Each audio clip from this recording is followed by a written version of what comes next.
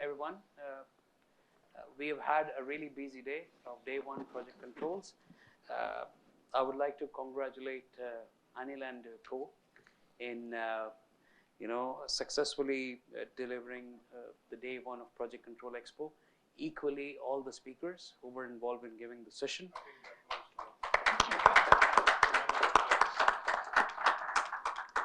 Yes. So as I said in the morning, this is the true essence of Project Controls, which promotes networking, knowledge sharing, collaboration, and exploring new opportunities. So I think I'll go straight in. The topic of today's panel discussion. The topic for the day is navigating sustainability in the oil and gas industry.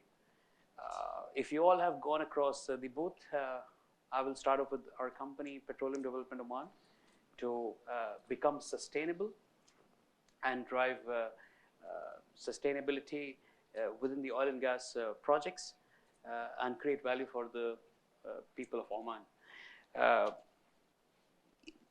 It's a controversial topic. Let's be really very honest, guys. But I hope the panel we have today will give equal opportunity for everyone. I've got a series of 6 questions. So we have Mr. Manoj, Zishan, Sheikh Maher, Fred, and Nijat. So without further ado, I'll just jump in to question number 1. I have got 6 questions. So if the time allows, we will open the floor for further questions and discussion. Yeah. So to start off with Sheikh Maher, I have the very first question. If you can please put your views in the readiness of oil and gas industry to address sustainability challenges and achieve future targets in project delivery. Thank you very much for the question. I think that these are 2 questions combined into one. One is sustainability and project development, and both are actually something to watch. Now, sustainability is developing, as we say, so it's not really there yet. And I think COP28 was evidence to what the message was there, to make sure that the oil and gas company need to do quite a lot in terms of making sure taking the economy to sustainable. I know there have been a lot of greenwashing has been happening. We all know about that. We know the double standard being followed, and I think the COP has set a tone in making that happen today. So that's number 1, very quickly, and probably we'll delve into more details as we go into the next questions. The other important thing is the project management. This is the most significant and important things. If you look at so many reports, and I think Anil has shared a report, but I was looking at PwC as well, and I have been part of setting up project management, project controls back in 1999 in a company which is placed in 100 countries in a banking industry. When we did not have that, we had lost of values in terms of making sure which project is going through or not. Because on average, you lose anything between 15 to 20 cents to $1 if there's a delay on the project. So project management is an art, as a project management has been there for a very long time, over 20 years. Of course, there's a lot of courses are there available for people to go through them and understand them, but they have evolved quite a lot, and we're still on the first phase of understanding how the project management need to be done. So it's important that we opened up. So if I take an example of ADNOC, which is one of the leading companies in the region today, they've been having project management for the last 20 years. So they've been, because they understand the importance of that. In our group itself, one of the first things I did once I joined the board is how do we make sure that we have project management? And you won't believe it. We just turned around the entire thing in terms of delivery, costing, and feasibility study, and how do we move forward with the project management? Because the cost associated with not doing that in a correct fashion, it's really, really huge, because it derails the entire thing. I think, thanks for that, Sheikh Maher. Anyone you would like to add? If I start with Manoj, we'll come to Fred. Yeah. First of all, good evening, everybody. Mike, yeah. First of all, good evening, everybody, and thanks, Hamza, for hosting this one of the important subject in the oil and gas industry. Sustainability in oil and gas industry, basically, by definition, it's about practice of managing the available resources, their technologies, investments, for maintaining and operating the overall operation competitively. Giving more emphasis on reliability, efficiency, and safety, as well as the social and environmental awareness, actually. If we talk about oil and gas industry, I mean, this is one of the oldest industry in the world. Oil and gas are the most important commodities of the world actually.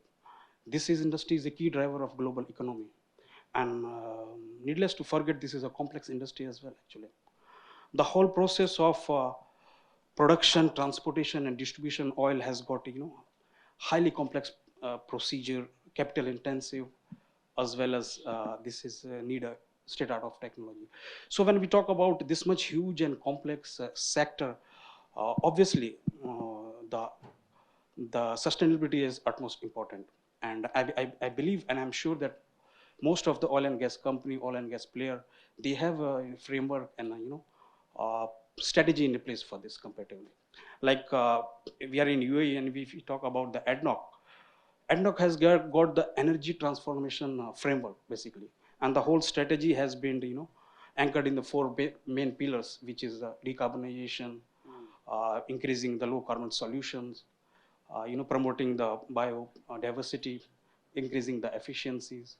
So like they have, and all four pillars are being supported by the initial investment of about 17 billion actually. So I mean, I would like to say that plus these target includes some internal milestone, which is like zero net emission by 2040, zero methane by 2030. They are going to increase carbon capture capacity by 10 million per year by 2030. Plus, as mentioned in through Masdar, 10 gigawatt mega renewable energy they are going to add by 2040. So these all are in place comparatively. I mean, readiness is in place, but still it's long to go to successful delivery of all this strategy in the long term comparatively. Yeah. Yeah, thanks for that, Manoj. Fred, you wanted to Yeah, add something? just very quickly. I mean, I wanted to echo on what Sheikh Maher was saying about the greenwashing. I think the mindsets are still evolving, and there are lots of energy companies. I'm just extending oil and gas to the overall energy sector. There are a lot of energy companies where there is no real strategy for sustainability. We look more at efficiencies, and sustainability is a byproduct of it, where you could just flip the mindset and look at sustainability, and cost reduction would be a byproduct of it. So I think there is still a lot of work to be done for us to look at it the right way. Yeah. Yes, Nijat. Very quick one, basically. I'm echoing everybody's statement, but I will just keep it short. Like if 20 years back, the sustainability was definition of the competitiveness in the cost and schedule. Today we are talking about, when we are talking sustainability, we are talking about net zero emissions and ultimately turning the green gas emissions out in the globe.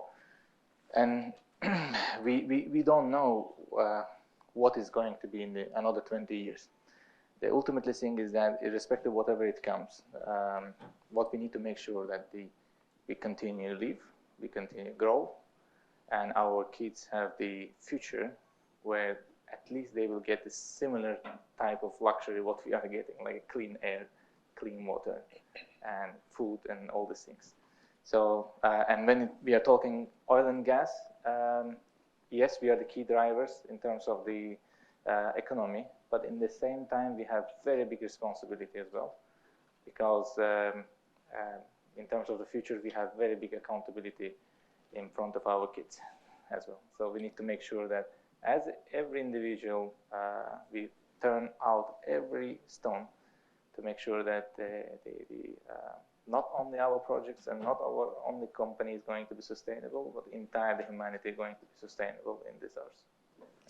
I think, Nijat, I'll come to you since you've just rightly said sustainability is important in the oil and gas sector. If you can elaborate a bit more on the strategic context, yeah, of your organization, how the it's coming all the way from the management top down, and what the company is doing in terms of ensuring, rightly mentioned earlier by Manoj, in the net emission zero, there is a pact being signed, and every country within the region is trying to thrive to reduce the emissions, carbon emissions, and do more. So if you can elaborate more on. Yeah. So basically I'm working in PDO for the people who doesn't know me. And in terms of the strategy wise, the PDO basically already set the targets as part of the well, I don't know you guys have been in my presentation.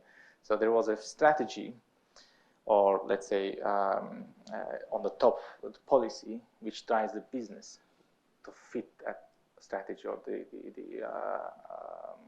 the policy. And the policy is clear.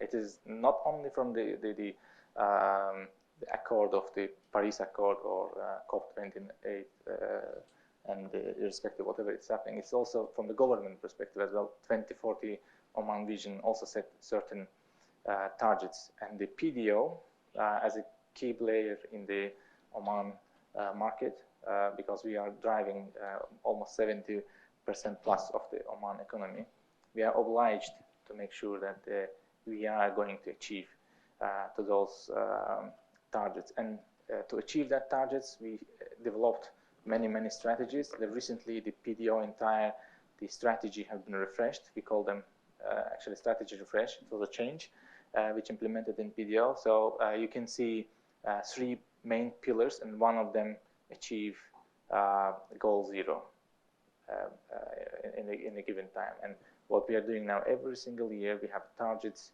to achieve to reach the goal 0, ultimate goal 0 target. Now we have done CCUS projects, which is a carbon capture utilization. Underground store or utilization storage or underground. Both, yeah.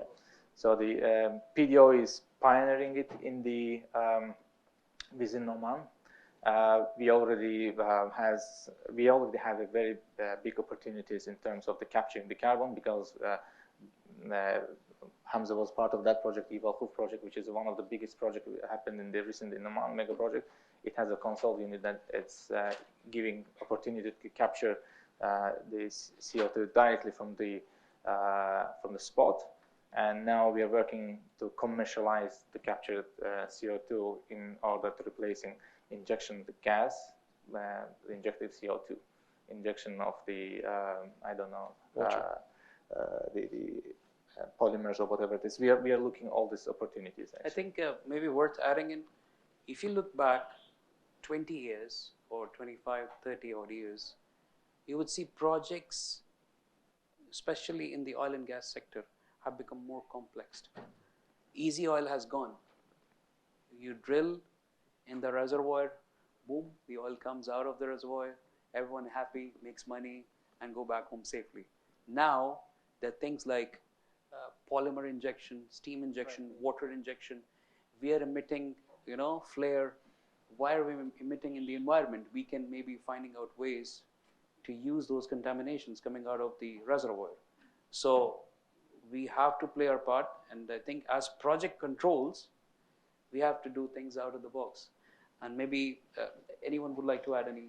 Just a small bit on that point as well. So basically what we are doing now, all our flare projects, to convert them to net zero projects, we need to use the micro turbine generators. All of them are NPV negative. But however, because of the commitment, PDO is saying, irrespective if they are the NPV negative, we will go ahead and see how we can turn every rock to make sure that we will reduce the CO2 impact. And yes, in terms of sustainability, another point, we are still not forgetting cost and schedule.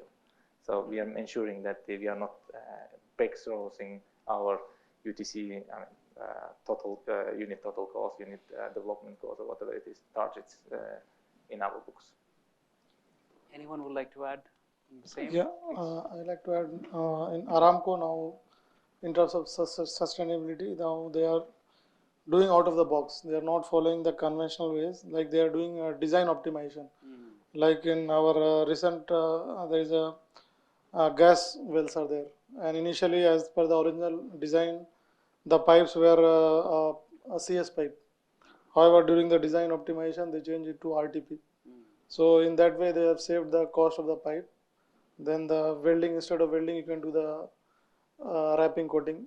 So there is a lot of saving in terms of time as well as cost.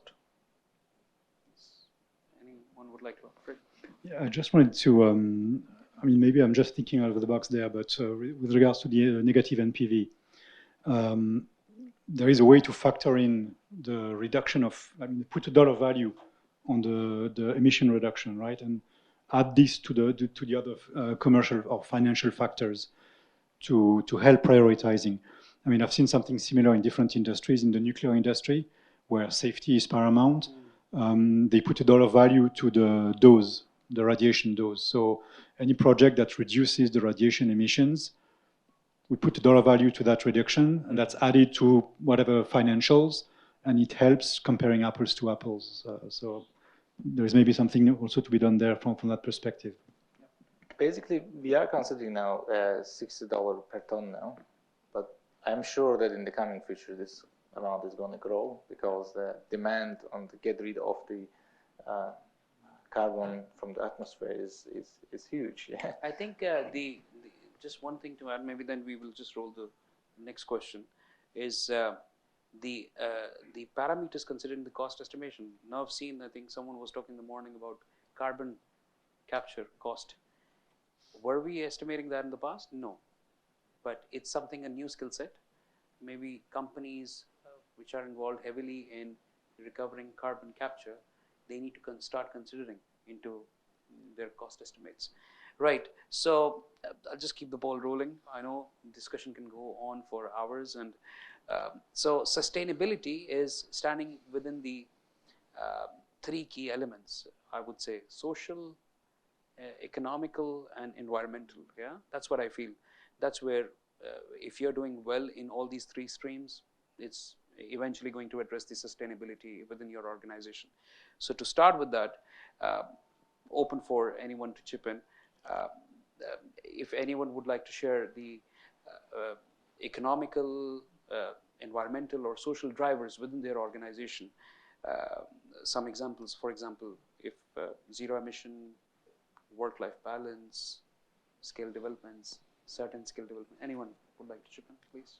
I can start if you want. I was sitting in the Circular Economy Council meeting before COP28, and the minister over there asked us, like, what are you guys doing for your sustainability? I said, look, we're looking at what the world is doing in terms of what their frameworks are. We're learning from them, but we're developing a framework which is good for us, which will make sense over here. So we're being agile. We're not rushing in coming up with a framework just for the sake of doing it. Yes, we're aligned with the country by becoming net zero by 2050, but we didn't make sure that we have a framework which is suitable for us. But before going and selling this framework, we didn't want to make a framework ourselves as a board. We said, okay, why don't you guys explore it as a management team along with your people? So a bottom-up approach as well, rather than giving direction from the top. So they did a fantastic job. And I said, okay, now we have the framework which is available. How do we go back and put up a milestone for every one of them? Now, apart from this, externally, we're, as a company, one of the companies that we have a vertical is in sustainability for the last 20, 30 years. So we've got already a plant where we take certain waste from the economy, which is a very unique waste, which is the only company which does that in the entire Middle East, and we actually process it and we put it back into the economy in terms of water, which is also, there is also a feed which goes to another company we're building up, hopefully be operational by first quarter of this year, where we'll take that stock and convert it to biofuel. And of course, the other residual which comes out, which is sludge, which is used for fertilizers. So as externally, we've been doing quite a lot in the economy in terms of making sure that's there in circular economy things. So because we co-founded DEWA, which is Dubai Electricity and Water Authority, and SEWA as well. We also co-founded DM, Dubai Municipality. We sat on the board for about 10 years over there. Internally, we're taking those learnings and building up. And luckily that because we start addressing those scoops that we want to do, other companies follow the suit, which is good. I mean, we're not as large as other companies. But the problem is everybody is working on or worried about scoop 3, which is 75% of your entire supply chain journey. I don't believe in that, to be honest with you. So my personal belief, I want to work on the 1 and 2, which is in my control. And if everybody start working on their control 1 or 2, so that 75 will automatically reduce. So this is the things that I would say the baby steps we have taken, and that has taken quite a lot. And one of the other important things we did when I joined the board is how do I digitize everything by reducing the paper, which is we print roughly hundreds of thousands of papers in a day because we deal with a lot of companies and we issue a lot of invoices to them. I said, that's not going to go on. I mean, coming from technology background, you have to digitize the whole thing. So we kind of digitized quite significant number of journeys that when we went to the government saying, look, now we don't print paper and we're doing this thing. So the company was saying it, which we deal with, whom we deal with in Dubai, they said, why did you digitize before us? I said, because we live in a country where the leaders are actually entirely is going digital. It's a smart city. So we had to really cope up. So this is a good problem that we have in Dubai and UAE particularly, that the government is leading and the private sector is actually trading back, which is the reverse in other part of the world. I think I would like to add, thanks for that, Sheikh Maher. We all were hit with COVID. And, you know, it won't be harm to say crisis build opportunities, yeah? When we all were ending up into silos, you know, into our quarantine time period. I mean, there was a drive initially before COVID that we have to start thinking of how we can introduce work-life balance, people can work flexible hours, and the percentage of the overall organization of PDO was 5% capable in working remotely. 5%, probably maybe less than that even. But then when we were hit with COVID, we had no other choice. So there was a crisis, but we cannot close our shops here. We have to produce the hydrocarbons for the revenue, to generate the revenue for the country. And that's where we utilized that opportunity, and then we got used to it, the new ways of working. You were talking about the printing of the papers.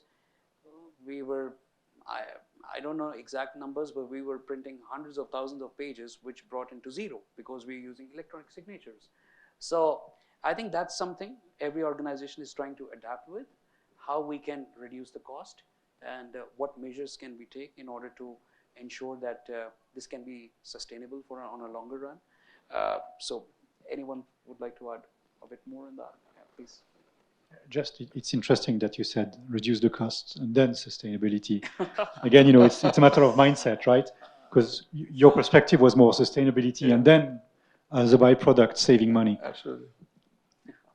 Yeah, I think that's how it's said, you know, if you save cost, that's showcased or appreciated, I would say. We live in a culture, if you switch on the air cons and reduce the saving of your energy, yeah, that won't be well appreciated if you save few million of dollars in your capex. So I think that's the culture we all live in.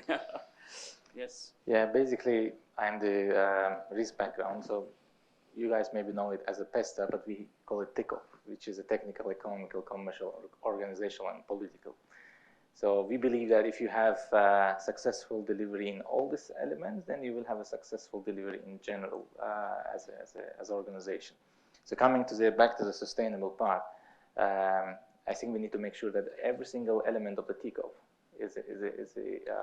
is robust enough in terms of that it will allow us to carry on with our projects, like technical part, economical part, commercial part, organizational part, and political part. Yeah, and the false fire alarm has been activated in the building. Please remain calm. Thank you. Are we good? Sustainable? Yeah. Is this a drill or? Okay. Okay. Yeah. So basically, coming back to the PDO. You can repeat that. Yeah. Okay. So basically, if you have the robust plans in each of the elements of the TICOP, which is technical, economical, commercial, organizational, and political, then we can say that we will have the basically strong business plan, which can support the strategy on the top or the policy on the top. And from the PDO, yeah, coming back to the carbon sustainability, we are not splitting the carbon and the capex. And actually, literally, the name of our program is called Carbon and Capex Efficiency Program, which is run across the PDO. And yet, coming to the social part, it's one of the key things which is happening across the globe. Everybody is trying to make sure that they are less dependent on others, and they have in-source resources to handle their own needs. And this pandemic also shows us that how crucial is that your chain, supply chain is strong enough and resilient enough to the upcoming challenges. So we call it ICV, which is in-country value, obviously. Yeah? So we are trying to maximize that bit as well. Yeah, so there is a multiple things happening around, and from organizational perspective is also Hamza is a good example of how PDO is build sustainable future for the Oman. I don't want to steal the show. Yeah, so it's a development of the local talents to make sure that they can drive the entire nation needs. Right. Any other thing to add? Yeah, I think we don't value enough the in-country value. Yeah. And how difficult it is in smaller geographies like ours. You know, when you're on a niche market like oil and gas or nuclear, I've worked 7 years on the nuclear power plant in Abu Dhabi. And growing the capability of the UAE in that specific field is extremely costly compared to doing it in Europe or in the US, where the market is huge. But if we don't do it, then we will not achieve sustainability, because every part, everything, we need to source it from far away. And it has to start. Maybe some companies are far behind, some are already on the track, but let's assume that we are on the journey. We've just kick-started, and the aim is to improve in the years to come. Right. I'll just jump on the next questions if you guys allow me. So we have a limited time. Maybe we'll just ask a bit more technical questions in terms of poor performance of contractors. Yeah. If anyone can elaborate a bit more on contract management, let's say claims, extension of time, how effectively are you doing in the organization? Because this is not all about we have the discussion within sustainability and across that, but also to share with the audience if things can be, you know, replicated in other organizations. So maybe Zishan, if you would like to elaborate on that. Actually, as per my experience, the main reason for a dispute or delay is if the scope of the project is not well defined. The more elaborated and more detailed the scope will be, the less the chance will be of a dispute or a delay. So we should, as a contract manager or as a subcontract engineer, you should always go through the contract thoroughly, read between the lines, mainly the general terms and contracts, the payment terms, the critical part. You should always go through in detail, and if you have any doubt or any say, you should say it in the beginning itself, because the more detailed your understanding of about contract, the less issues.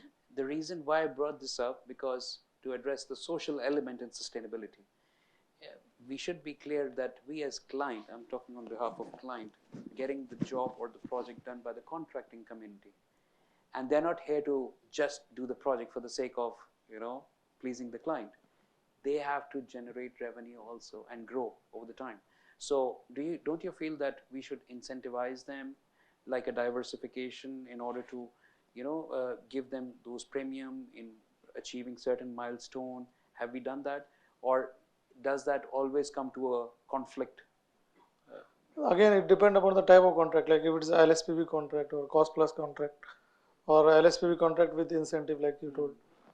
So it should be that is well defined before we award the project. Like a win-win for both ends, yeah? For the contractor and the client. Not always. Like even if you give incentive, if they are not productive or not capable enough, they cannot do it.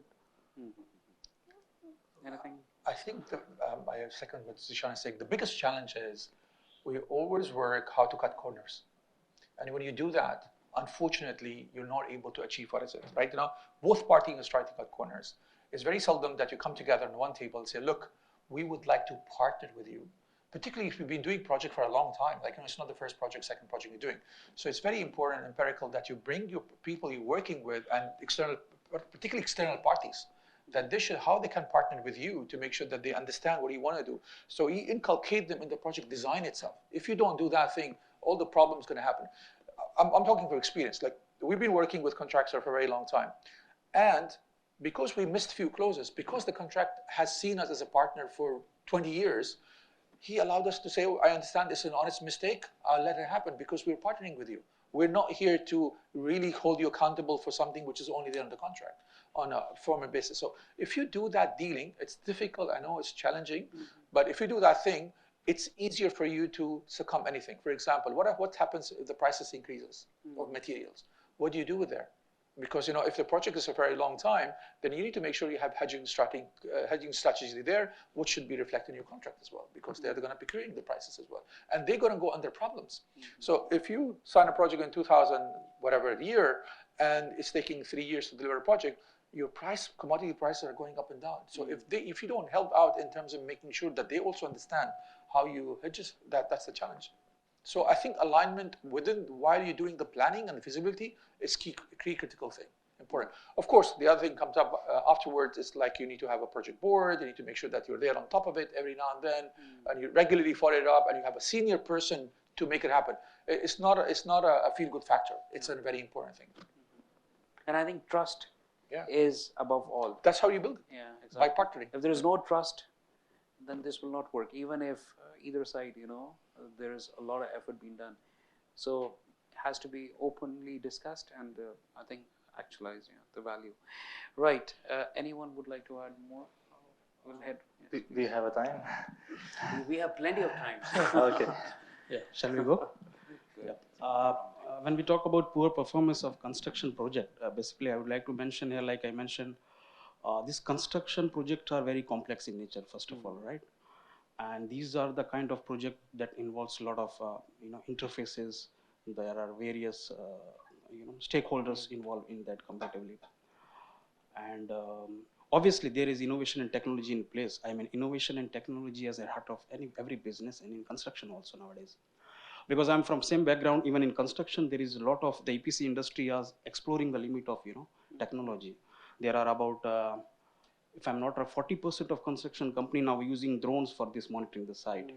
They're using robotics actually. They're using remote monitoring system. They're using RFI, radio frequency identification, for monitoring of this material and equipments actually.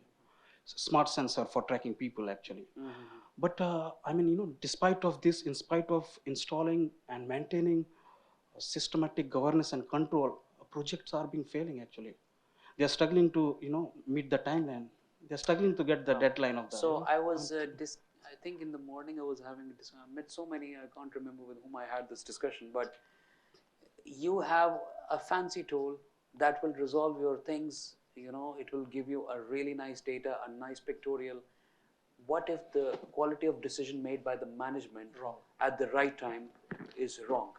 Your project will eventually fail. Absolutely. It will not stand up on its own and show a nice picture down the lane.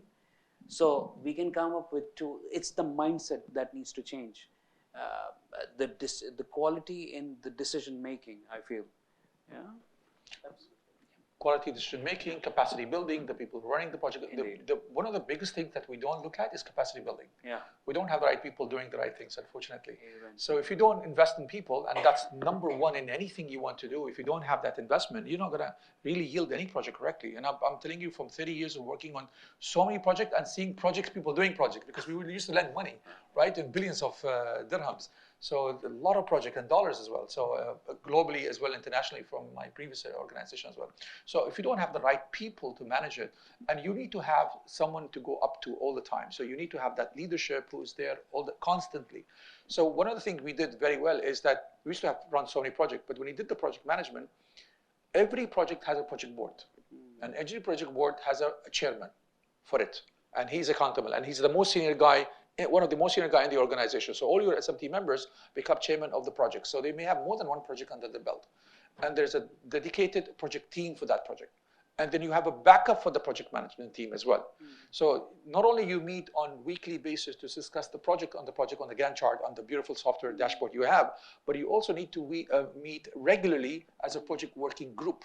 So when you come to the project team, you're already ready with whatever it's been happening. So you know what are the challenges, what are the critical path, and if there are challenges, you're coming and presenting solutions, not only problems. Exactly. And that will be discussed on your day-to-day meeting as well. So that governance, if you don't have it, for sure, I agree with him, your project will fail. That's why you have 40–50% is the estimate of project where fails. I worked in an organization, by luck, the project failure or missing deadlines was more than 70%. Wow. So when we brought the PMO, that completely changed. Everybody got aligned. Thanks for that. I think, we'll just go to the final question of this discussion. Yeah. And if I just ask each one of you to give a one-liner, a way forward on the role of project controls professional to meet industry's commitment to meet global sustainability. Yeah? Sustainability in projects. So maybe we start from Najat and then we can. Okay. Yeah. All right, no problem. I can start. Right. So it doesn't matter you're the project control guy or the engineer in the separate discipline or whatever it is. I think that the most important thing that you should know what you are doing. This is number one. Yeah? Because if you are just simply satisfying some processes or people, you will never achieve the goal of ultimate of sustainability or whatever it is. Yeah. So even if you're a planner, if you're the cost engineer, or if you're just a focal point or project manager, project engineer, understand what does it mean, what you should do, and what is your roles and responsibilities, and what skill set you need to have, and be honest with you that if you don't have this skill set, at least you identify your gap. And and this is what I usually tell to my kids, the first thing to start learning is to understand you don't know. And then you start learning. Be honest to yourself. Yeah, be honest for yourself, you don't know, and then you start learning, and you will see how it's going to improve your life. And this is going to bring the sustainability, because once you start getting into things, doing right, then you will start improving those things. Yeah. Thanks for that, Najat. Fred? I would say as a project controls professional, you need to have your fingers in every pie. And what I mean by that is don't limit your activities to controlling projects. You need to understand program management. You need to understand portfolio management. You need to understand change management. You need to understand where value lies for your organization and the ecosystem around your organization. Because sometimes if you just consider your project in isolation, fine, project is green, but you fail to link it to the thing that really matter for the organization. So yeah, I think I do agree with that. Project control is not just about working on Primavera or creating cost report or project reports. If you don't know what impact it could have, a certain delay on a milestone, which is on critical path, how it goes bottoms up to the management, milestones reported at a corporate level, then there is no point of practicing project controls. Yeah. So absolutely. I think everyone needs to thoroughly understand the impact on the program and portfolio. Definitely. So find ways to add value above and beyond just controlling projects. Yeah. Thanks. I'll take a step back, helicopter view. Globally, the two major trends that are going on is circular economy and digital economy. If we don't use digital economy to fuel the circular economy, it's not going to work. But I mean, and I wanted to really discuss about that as well. How do we use new technology to manage any projects in any type, anywhere, any shape? For example, how do we use data? All projects have so much of data available, particularly oil and gas, right? Yeah. How do I take this data, run analytics on that, do machine learning, understand how can I optimize of what we want to do? How can I predict safely because of data I have by building predictive models? And then I make sure I do proactive maintenances. So that's one of it. How do you use other part of technology, which is also gaining stream now, which we're not using today, unfortunately, but a lot of people are doing it. It is the building of digital twins. So we're on a journey of both of them. I mean, despite being, with so many companies we have, we're building a digital twin for all the projects that we have today. So what would that enable you to do? You'll actually be able to do your project management on your virtual, and you say, what are the test scenarios you want to do? Once you're okay with it, you can bring it to the life, and then you're actually minimized everything possible. So that's a very important. So Dubai Airport, for example, they're using digital twin. The entire Dubai city is on digital twin. It's in a virtual world. So when we do any urban planning, we first do it on the virtual world, and then we bring it to the life. I think project management need to adopt that thing. We're doing exactly for our factories, both locally and internationally. And how do you keep on reskilling and upskilling yourself? Initiative you need to be taken by the board, management, to help people to use the new trends of happening, because technology is the way forward in getting anything done. Right. I think gone those days that we need to do things manually. But I think along with decision making, leadership, bringing the right technology. Yeah. Thanks for that, Chef. Zishan? Yeah, so as a client, I can say that when we are awarding a contract, a subcontract, we should aware that whatever they are committing, the contractor or subcontractor, they are own it, they know it, and in case if they fail, there should always be a plan B, because it's a, as he says, it's a dynamic project. There are a lot of changes will come while executing the job. So definitely there should be a plan B in case if it fails. Yeah, exactly. Yeah. Thanks for that, Zishan. Manoj? Sorry. Like if you talk about a one-line takeaway, I mean, however strong we are in execution, actually, planning has to be in place comparatively, I mean, before first. So the strategy and plan has to be in first place comparatively. And if you are strong in that, obviously, execution also you will be achieving comparatively. So like I am from project control, and for me, one line way forward is like, if you fail to planning, you are planning to fail. This is what I can say. So plan has to be first place, and then you can execute comparatively. It will definitely will, if not 100%, 90% you will achieve that. And I have the good version of it. Plan to work, then work to plan. Yeah. And learn from your mistakes, by the way. Constant learning. Yeah. PDCA, plan, do check that. Yes.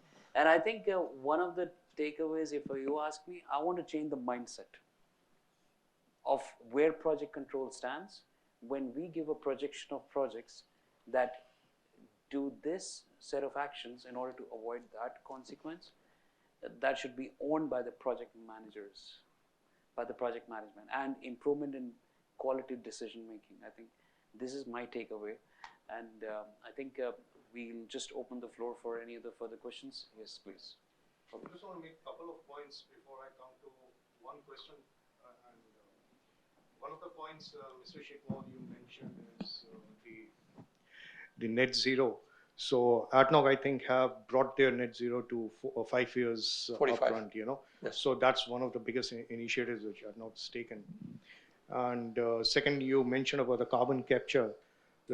So recently, I think ADNOC was one of the first in the world to complete a carbon sequestration well. Correct. So they are going to be capturing all the carbon, and I think the work's already started on that.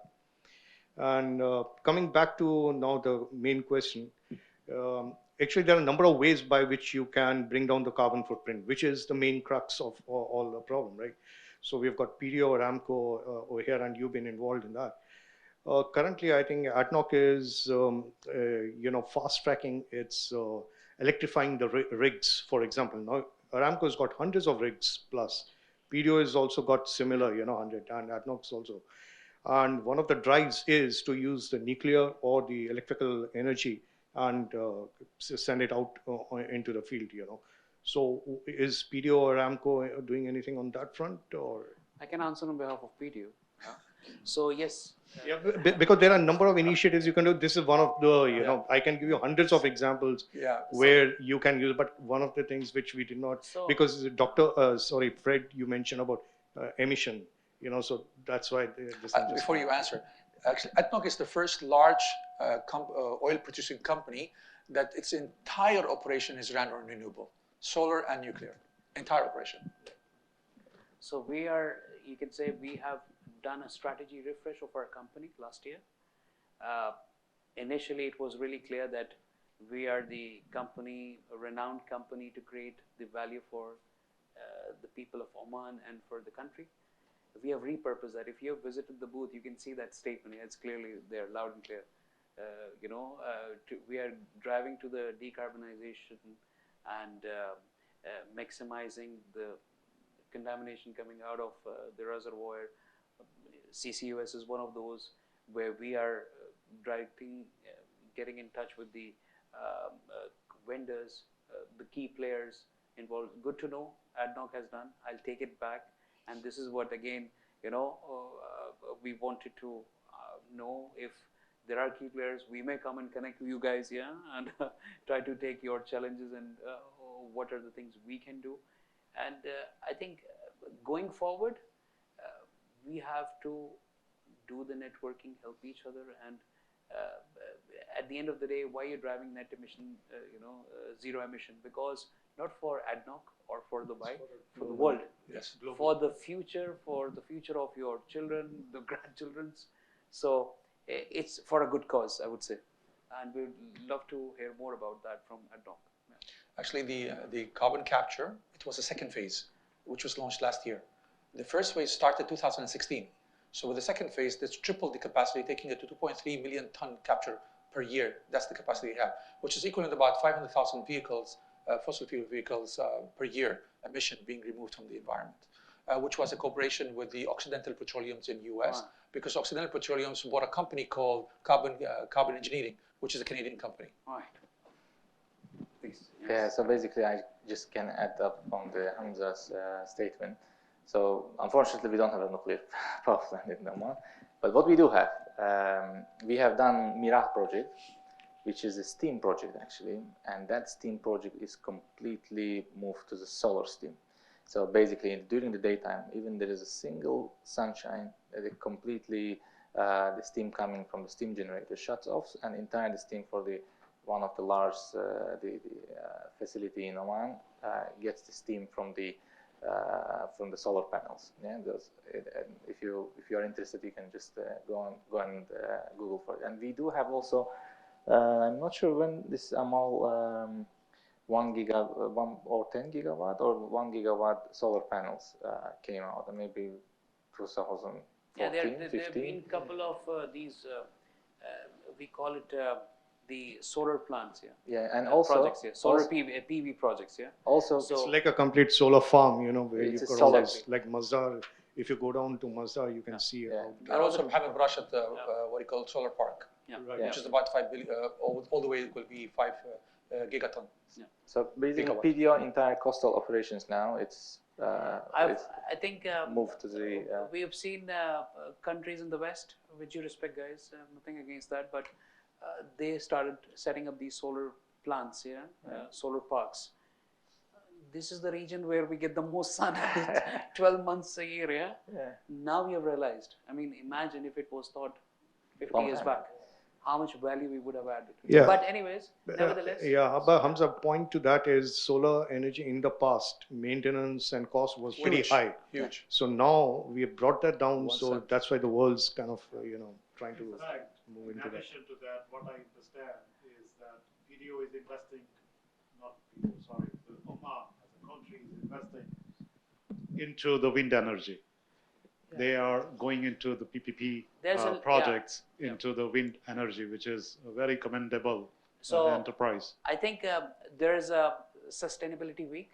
I will be doing marketing of Oman as well. Yeah. There is a sustainability week happening in April in Oman, 1 week, and definitely our minister, His Majesty, His Excellency Sheikh Salim Al Aufi, he is doing a lot of initiatives in driving renewables, go green, the windmill and wind turbine. So there's a lot been happening. Last year we had the Green Conference.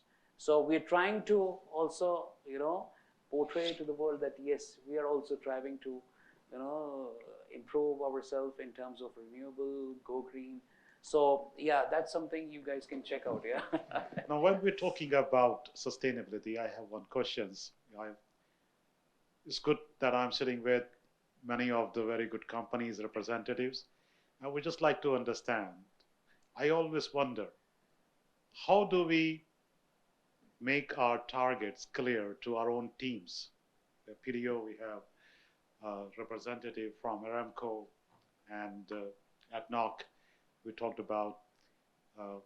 So we are project controls professionals also. So we know that if we want to achieve something, we need to make plans. And we need to communicate those plans to the guys who are doing it and monitor them. That's what we understand. That's the way to achieve something. Now, for sustainability, we talked about, Mr. Hamza said, social, economical, cultural, sustainability. What are the tools that these companies, big companies, are using to plan and to monitor our sustainable goals? Can I take the question? Yeah. Basically, I will just give example what PDO as PDO we do. basically we do have as I said earlier, that strategy is driving the business plans, right? So once business plans driven, those business plans goes all the way down to the programs, portfolios, projects, and operations, or whatever it is. And then every single individual in his yearly performance, he need to mention what he's going to do this year, which is going to leak one step above. And ultimately, all this should be accumulated into the, like if you're talking about directorates or the assets, to their business plans. So now we have a strategy refresh. This strategy refresh has 3 pillars. And then each asset take what their input to achieve those pillars. And there is one corporate guy who is looking into that and then saying, okay,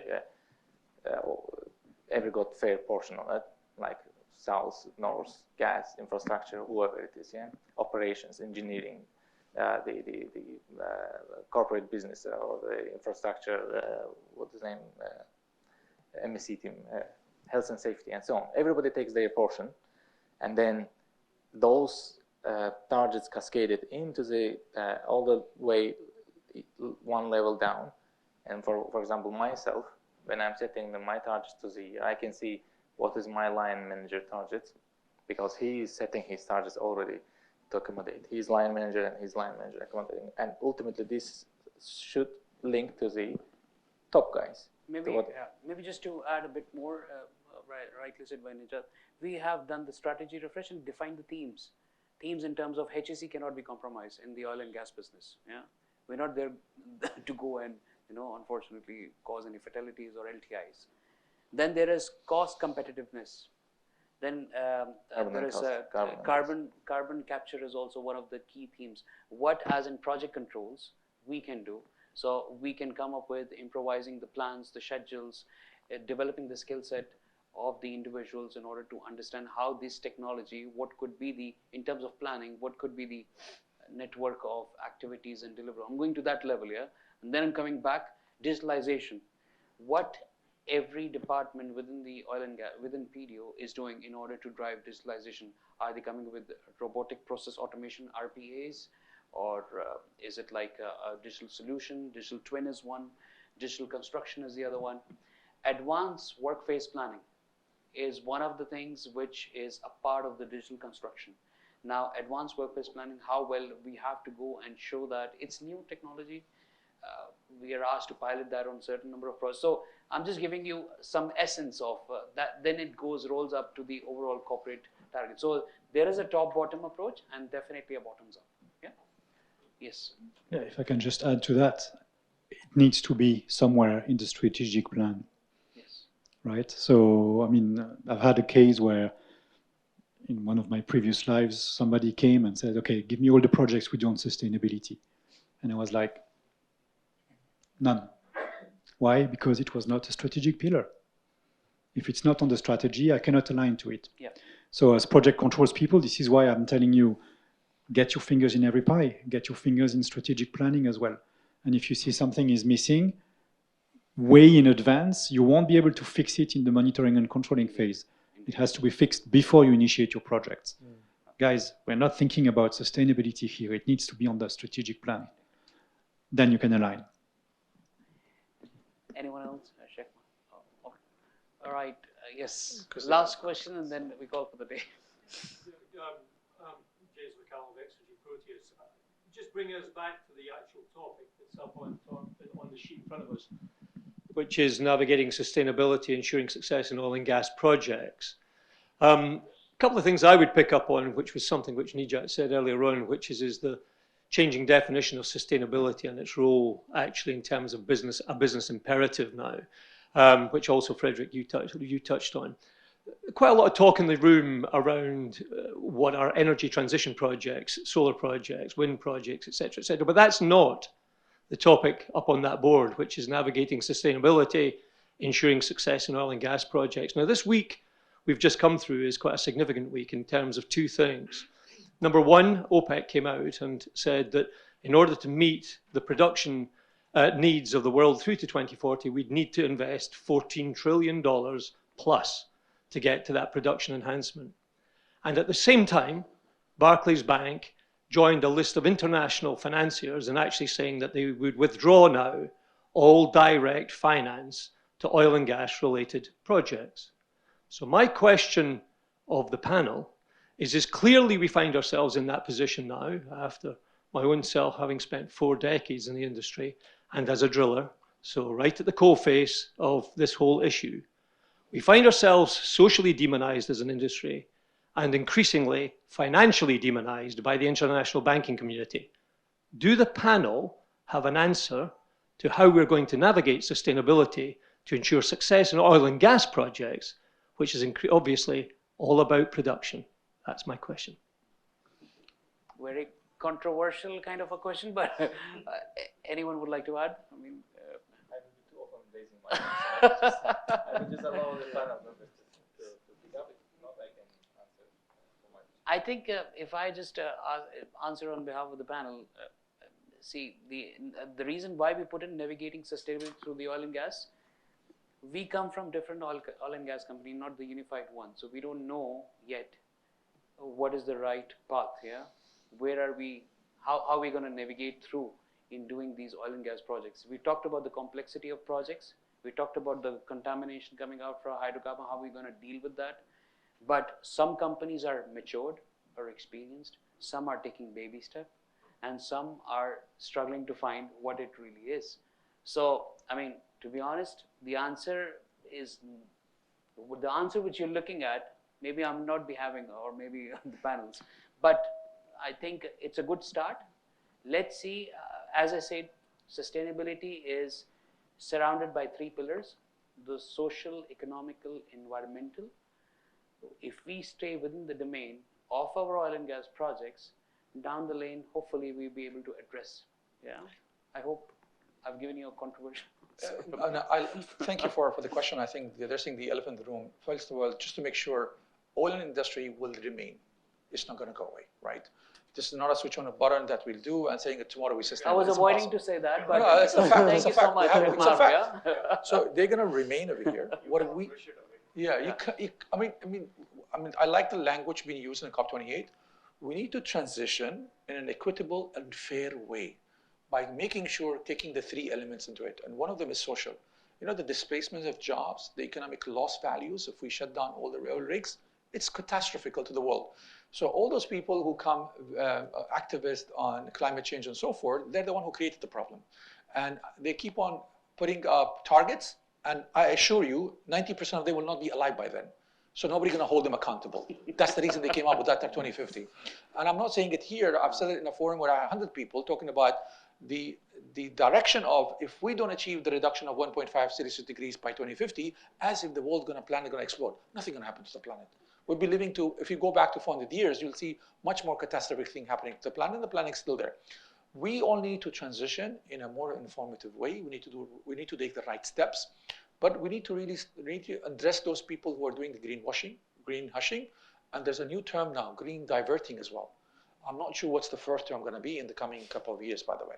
So an example, for the last 10 years, all the fossil companies in Europe, the governments or European governments gave them free carbon credit worth of $200 billion and then come and talk about sustainability. Doesn't work, right? So we need to walk the talk. And you didn't even tell them to go and come up with the sustainable solutions. You gave them free carbon credit for the last 10 years. That's huge. So we need to make sure that we hold people accountable. Transparency needs to be there, and monitoring needs to be there. But I think the question was also about how the money is going to come, right? Is it the question? From the oil. I think that's lost. From the oil. That's contained within that. The show must go on. Yeah. Yeah. The reality is, I mean, and thank you for taking us there. You know, the reality. I wanted to come up to the big picture area. Ironically, we've just had COP28 here in the UAE. You know, we've got 2 big players in the room, ADNOC and Saudi Aramco, who have their own ability, if you like, to almost take forward investment in production. What we're also witnessing, though, is a complete transformational change in the oil and gas landscape with the super majors who have, for the last 4 or 5 years, had to pull back from capex investment and actually go to a dividend policy in an attempt to win over their shareholders in terms of allowing them to go forward at some point into capex investment. So far, it's not working. So the reality is, if you come back to the OPEC challenge, which is we need to find access to $14 trillion of investment capital to go forward, where are we going to get it? And I think the elephant in the room, as you said, Maher, that we need to address is that we have allowed ourselves as an industry, and we have to be honest with ourselves, first of all, to get into this unfortunate position where we are societally demonized. You know, we're one of the most fantastic industries on the planet. That point was made, 100%. you know, very vociferously. But we have not publicly shared our successes. We have not allowed ourselves to be positioned as the pivotal industry for the planet. We have allowed ourselves to be quite the opposite. And all I'm asking, or was asking, and thank you for the answers that you actually gave, was an acceptance that we cannot continue to follow.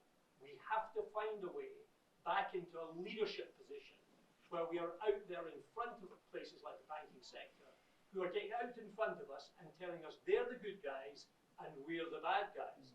We've got to get out in front of that so that people actually see our pivotal role in terms of the global economy and the ability to alleviate poverty through the access to electricity and power, and get ourselves back into the kind of thought leadership position we had in the early 80s and early 90s.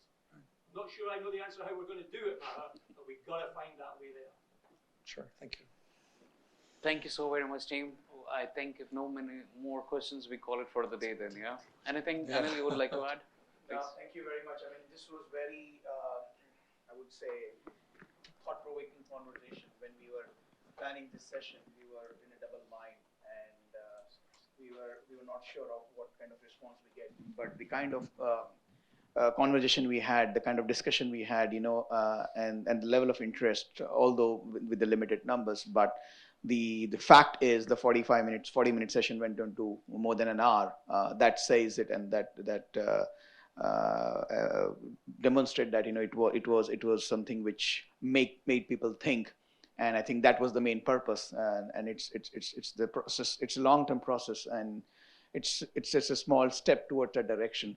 So thank you very much for, you know, staying so long, everyone. I really appreciate that.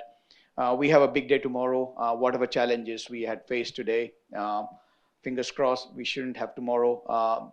We have approached to all the delegates who couldn't make it today, and we allowed them to come tomorrow as a goodwill gesture. So hopefully we'll have a much bigger turnout, and we'll have a much deeper and longer conversations. But again, thanks everyone. Now we have got drinks waiting for you guys outside. But before that, do you have any normal question, and I can help you with, you know, before you sign off? No, I think I've done a good job then. Okay, thank you very much, guys. Thank you very much.